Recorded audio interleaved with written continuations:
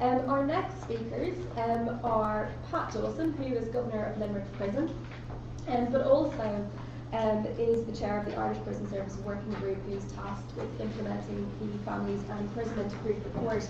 He'll be speaking first, and then he'll be followed by Larry Cléir, who works with Bedford Road Project, who provides support for families who are affected by imprisonment. So, thank you very much.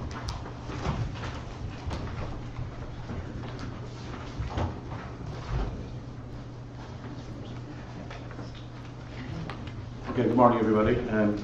Sorry, good afternoon. It's afternoon. I suppose Families and Imprisonment Group, what I want to do is just give you a brief background about where this group came from and then talk about the specific things that we're doing, particularly in Limerick Prison, where I'm the Governor, and where we're doing some initiatives around the Family Imprisonment Group report. So the Family Imprisonment Group original report, it's about highlighting the importance of visits, and I suppose it echoes a lot of the themes that Vivian Rose and that Albie Sachs raised as well this morning around the importance of the family unit, and maybe looking at how we do the visits in a prison setting that will enable a different outcome or a better outcome or improved relationships in the family unit that may indeed help people on their journey to assistance, which Vivian referenced Alan Weaver, who I first speak as well on the same topic. So the IPRT did a report, I think that was 12, very good, on picking up the pieces, and that started a conversation with the Irish Prison Service around looking at what we could do to improve our offering in terms of visits and the outcomes that flow from that. So a group was set up then where they looked at all the various elements of it, and it became, part of our 3-year strategic plan, which again, you didn't quite steal all of my stuff, but so it's about strengthening families and to facilitate ongoing contact with prisoners while in custody, reintegration post-release, and appropriate supports and programs. So that's a very simple sentence, but there's a lot of very big ideas in that. And I suppose what the group did was to complete these are the big tasks that were undertaken, and so they did a surveys of prisons to see what's going on right now, survey of prison visits, looking at what was actually being offered, architectural survey around the actual physical rooms and facilities provided, consultation then with various prisoner groups, with community-based groups, research, and then liaison with the other groups like PACT, UCC, Families Outside, visits to other jurisdictions to see how they use improved visitor models, and then they formulated a report. Now, I've been to Northern Ireland, I've been to Wales and Scotland, looking at how they do it, and this will come out as we go through the presentation. So what the Family Imprisonment Group then was to help to draft an IPS policy around the role and function of visits. So if we acknowledge that visits, and family visits in particular, are a core element of rehabilitation, and that they present an opportunity for intervention, how then can we change what we do on visits to make that actually happen? So that's the challenge.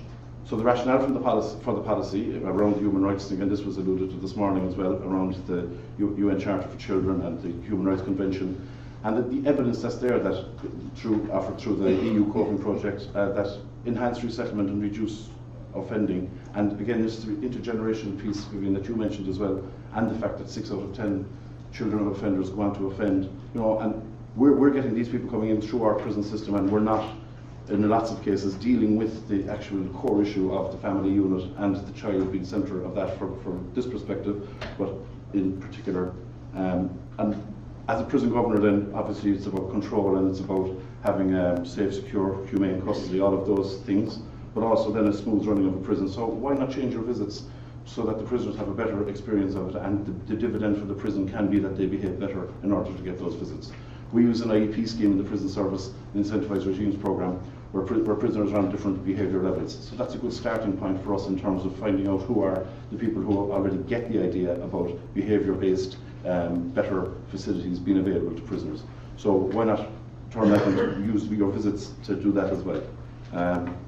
So we developed a model, and that the group that was chaired by Paul Murphy developed a model, and I'll just talk you through the model, because that model is what I'm chair of an implementation group of that report, so a lot of its genesis comes from there. So visits as a core element in rehabilitation. So just to put some figures on that, in Limerick Prison, this year there was 8,638 visits. So 11,693 adults visited, and 4,658 children. Now they may be repeat visits, the statistics are fairly raw, but they are nonetheless, that's, in my view, if we say there's 8,638 visits, that's 8,638 missed opportunities to do something a little bit different. So communications is the first pillar that we looked at, and that has been looked at in terms of information for people coming to visit the prison, notice boards, DVDs, feedback, softening down what we do and getting the message across to both prisoners and to visitors about how visits can work in a better way. The actual visiting arrangements, the physical structures, Vivian spoke about that around having different levels of normalization in the visits, where you have, yes, there's a need for security type visits for people who breach the security systems or attempt to breach the security systems, where you have to have full screen, but my view is our standard visiting offering should be a table and chairs sitting around the table where people can have a normal conversation. And I think you're right. I think that people would only not get that when they show that they can't survive in that environment, that they try and breach it, or that there's issues there on those visits. So staff training, and again this is the cultural shift piece, which of course we all know is the hardest thing to do. And the prison service, Limerick Prison is in existence since 1819.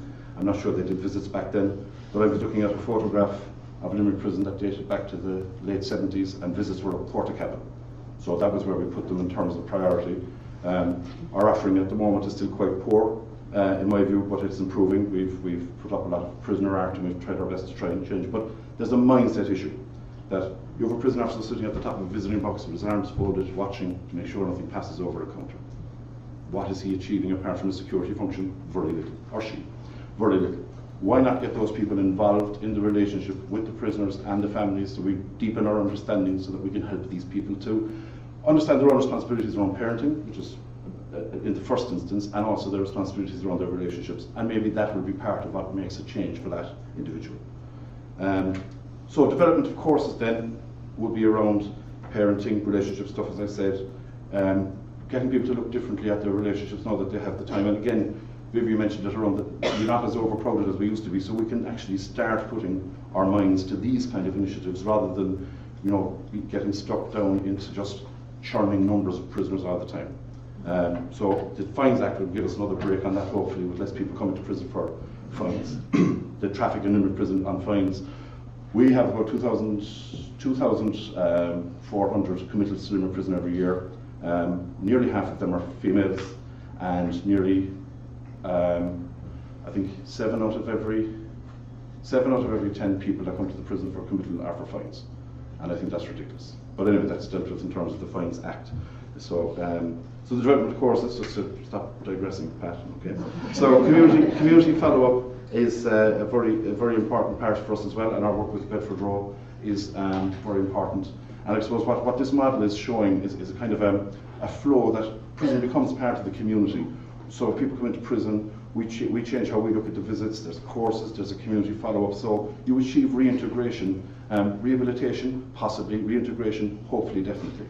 And a positive reintegration may well lead to rehabilitation. So why not go there? And security. So securities is what we do. I'm a securocrat, it's my job, but I'm a believer that if we get our security right, we have the walls are strong and high, we have bars on the windows, we do all that kind of stuff, and we securely screen people like in an airport, and then we can relax. We have our security dealt with. So do we really need to have physical barriers after that? Yes, there are issues, and you have to risk assess the people that you're dealing with in terms of those visits, but I'd sooner take the hit and find out that a guy couldn't have that than not give it to him. And I think we have to be brave enough to say that, and in fairness to the staff in prison are very open to changing what we do and looking at how, we're going to talk a bit about that, how we can actually change this mindset and actually use the visits as a tool for managing the prison, I think. So, what we've done in Limerick. Well, as I said, I'm the chair of the national group, and it was decided that Limerick would be a champion prison for this initiative.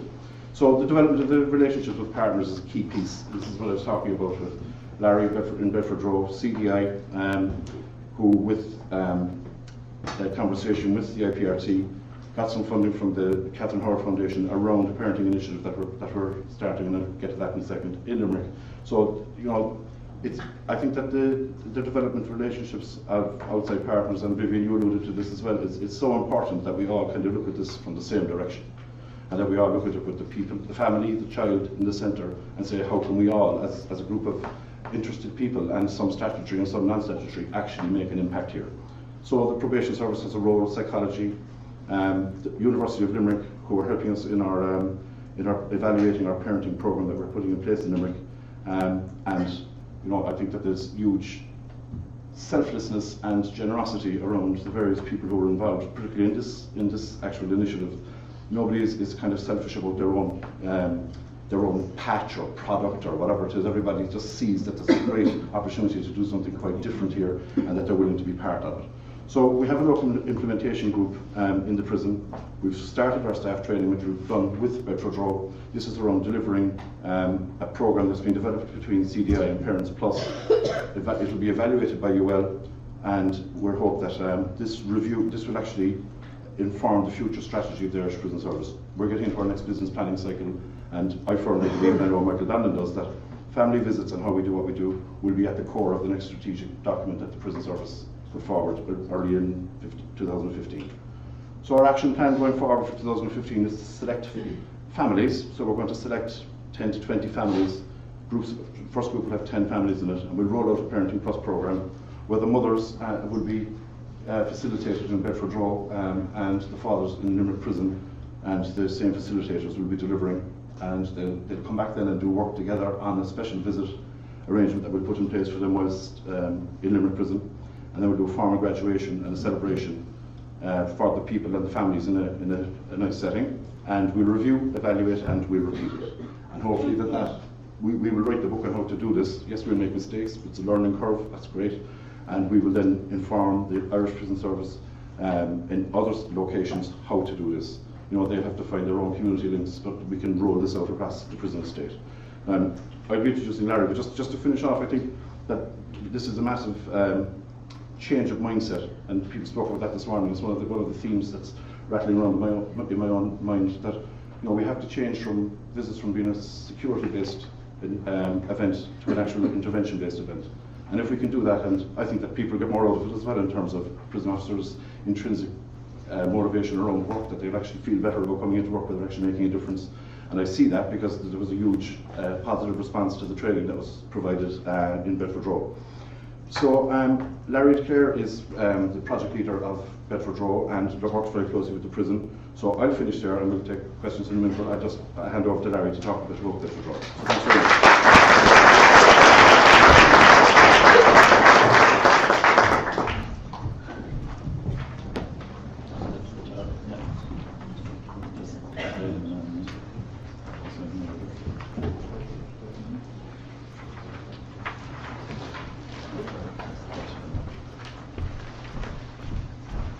Good afternoon, everybody, and once again I'd like to thank Fiona and Aisling for having us here. It's a great privilege to be asked to speak here and to represent Bedford Row. It's also a great privilege to represent the families that are the heart of Bedford Row, and we're not here today really, but I suppose I'm trying to represent them. And like all organisations, Bedford Row has a heart and a head. I always get the head jobs for some reason, but and it's lovely to see people that's trust here as well, and we'll be having a chats with you later hopefully. And now I'll just go through the work that we've been doing since 1999 in Bedford Row. We started, I think we asked the governor at the time, Mercy's sister Noreen asked the governor had he alone with a kettle, and we started giving people cups of tea and then play materials for children just in a prefab outside the prison at the time, and the prefab has much improved since then, thanks be to God. But I suppose that's just how we started, when we grew everything from that then, kind of organically, and I suppose mostly indigenously. And one of the most important things is listening, and I'll be coming back to that in a couple of minutes. And then we were very fortunate to get, once again, from a religious organisation, the Franciscans, a centre in Limerick City, which they were very generous to give us a nice building there. And in that centre, over the years, we've built up a lot of different work. And I suppose currently what we would have is life skills for mothers and grandmothers of prisoners, and people, I suppose, know that those mothers and grandmothers often carry a disproportionate burden of the imprisonment experience. For family members, if they so wish, we have counselling and psychotherapy available. We do a lot of crisis intervention as well within that. A very big part of our work is social work support for families, and we have 2 social workers working for us, and I'll come back to that in a moment also. We have children's and teens groups, all children affected by imprisonment, and we have a play therapist who comes in every Wednesday to meet children and their parents, and that's included in the social work support. We have a men's group as we speak. They're probably assembling in Bedford Row. Every Friday we have a men's group who are composed of ex-prisoners who do a lot of different activities, and they're huge mutual support to each other. And this engagement is voluntary. And in the centre as well, we have, I suppose, a drop-in centre, and anybody can walk in off the street. A lot of people who might be homeless or a lot of people in deep distress from imprisonment can just walk in, and we try to have a listening ear there and a very wide range of advocacy. And anybody who has ever worked with people who have been in prison or who have been touched by imprisonment will know that it's sometimes find it difficult to access supports in the communities a lot of us take for granted. And finally, we raise funds to keep it all going.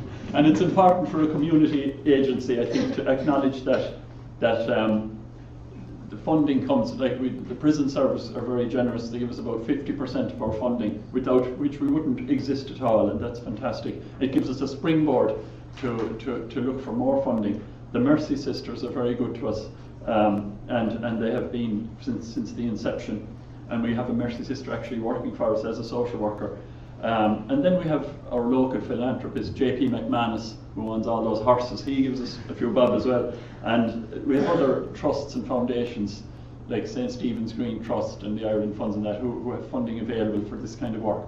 So we're really very lucky, and it's I suppose the funders believe that in our vision, and we're absolutely delighted about that. We still have a vision worthy of believing in. Now, I mainly talk, because we're talking about the imprisonment experience really here, I'll just talk about our links with Limerick Prison. And the first one is the Hospitality Centre.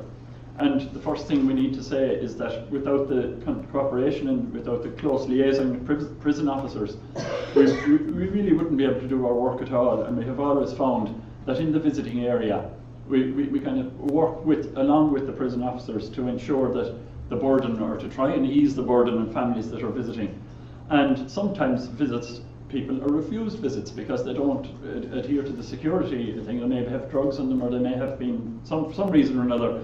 And they are very difficult situations. Sometimes people think that we can sway the powers that be to get, but we can't, of course, and neither can the prison officers who are doing the processing.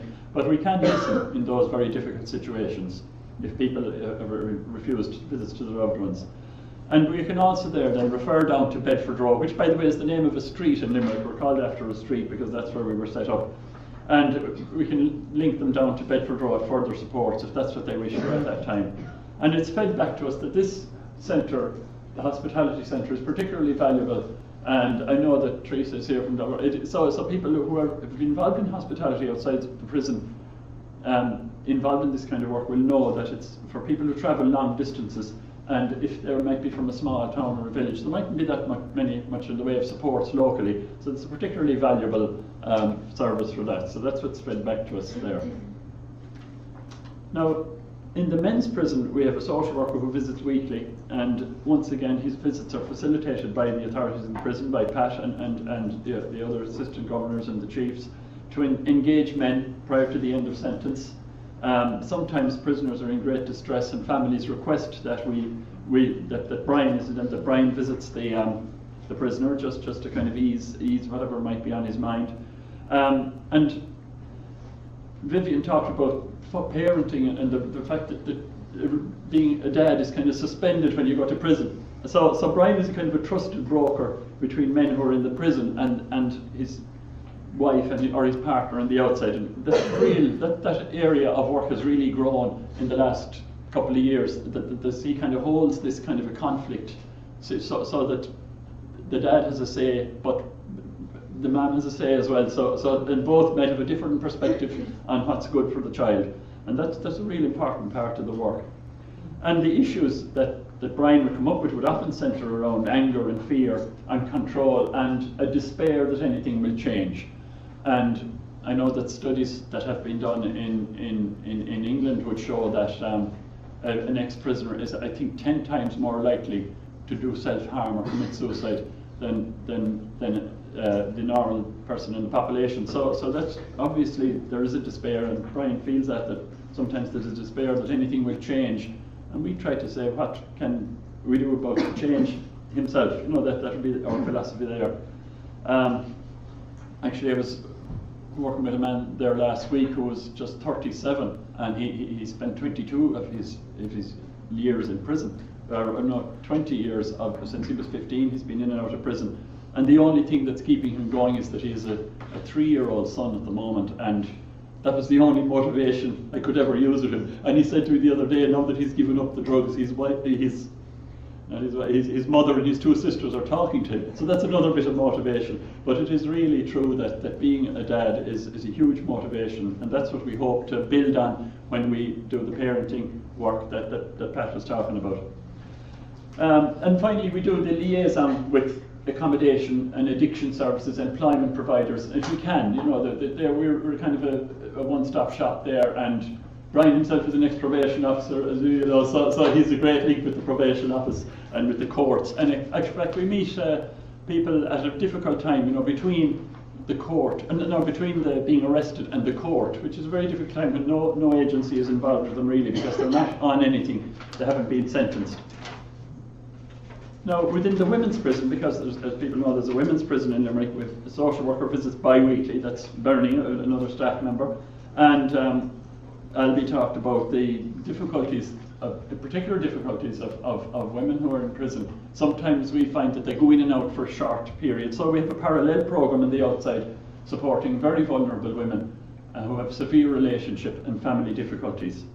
And I suppose we try to be present to the suffering. Sometimes there's really nothing we can do except be present to that suffering, which is I'm not saying it's more acute, but it's more evident certainly by the suffering that women feel when they're separated from their children, because of, I suppose, the culture that we have in our society, and the family discord and the breakup of the family that's felt very acutely by women.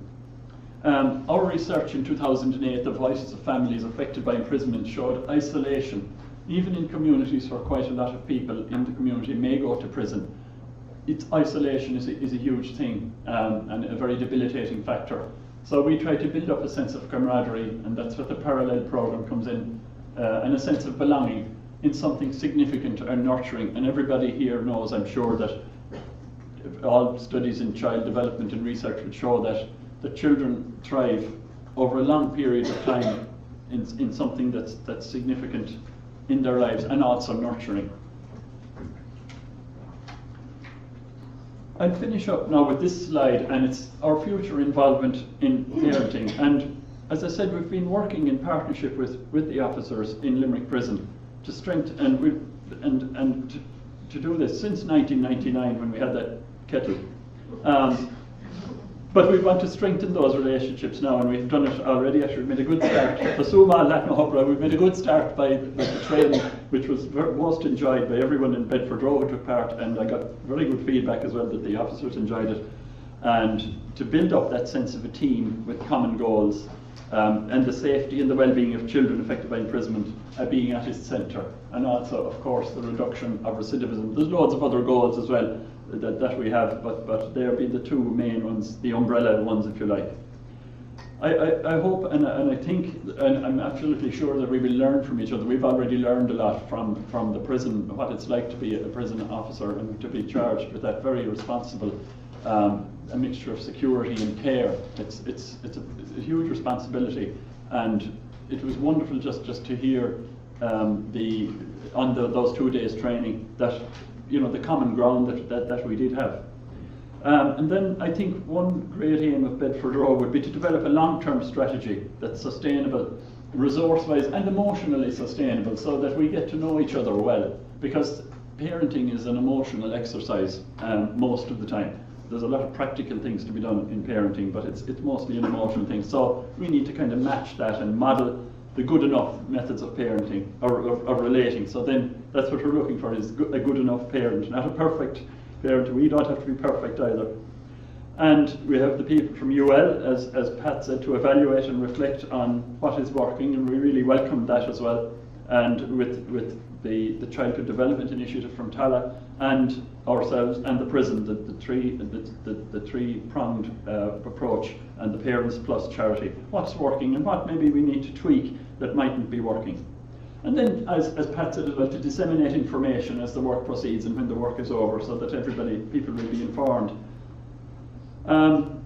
I suppose I'll just finish with that, just to say that if Albie doesn't mind me borrowing a proverb from Africa, because I couldn't find one, but one thing that we kind of hold dear in Bedford Row is that old proverb, and I don't know where it came from because I wouldn't be very good at origins of things really, but if you want to travel fast, go alone, but if you want to travel far, go together. And I love that because that embodies what we're going to do. We're going to try and do it together, and we're going to, nobody's going to run ahead with a major plan and leave the others behind, and that's what we want to model as well in parenting. And I myself am inspired by a book, and always have been, by Martin Luther King Jr., who of course everybody knows. Martin Luther King. It's a very simple book, but a very profound book called Why We Can't Wait. And children who are affected by imprisonment and who are suffering, they can't wait. Now, obviously, Dr. King's book was about the black experience in America, but we have people who can't wait as well, and we try to keep that in our own heads and to keep us motivated. And I'm just going to finish there, and I'd like to thank you very much, and looking forward to the rest of the speakers. Thank you.